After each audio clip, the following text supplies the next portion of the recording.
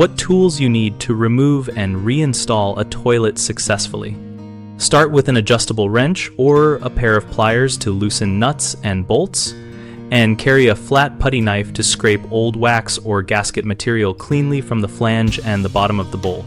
Have a hacksaw on hand for cutting through corroded closet bolts if they will not come free, and keep a bucket nearby to catch residual water when you disconnect the supply line and drain the tank and bowl.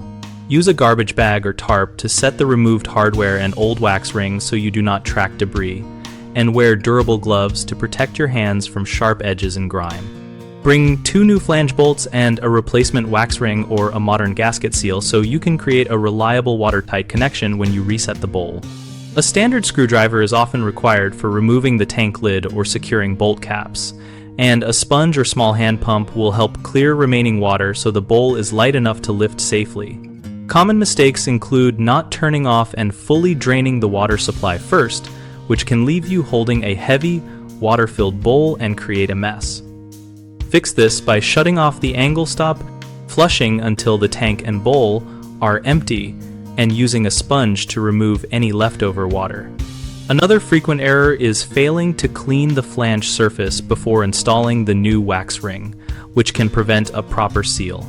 Solve this by scraping all old material with the putty knife and inspecting the flange for cracks, replacing flange bolts if needed. People often reuse old bolts or the old wax ring to save time, but that compromises the seal and alignment. Always fit new bolts and a fresh wax or gasket seal, and test fit the bowl dry to ensure proper bolt alignment before final tightening. BigHomeProjects.com connects homeowners with local contractors and provides a discussion community where we share practical tips and project experiences related to tasks like toilet removal and installation. We help contractors find work by listing opportunities and letting them engage directly with homeowners and peers in our community.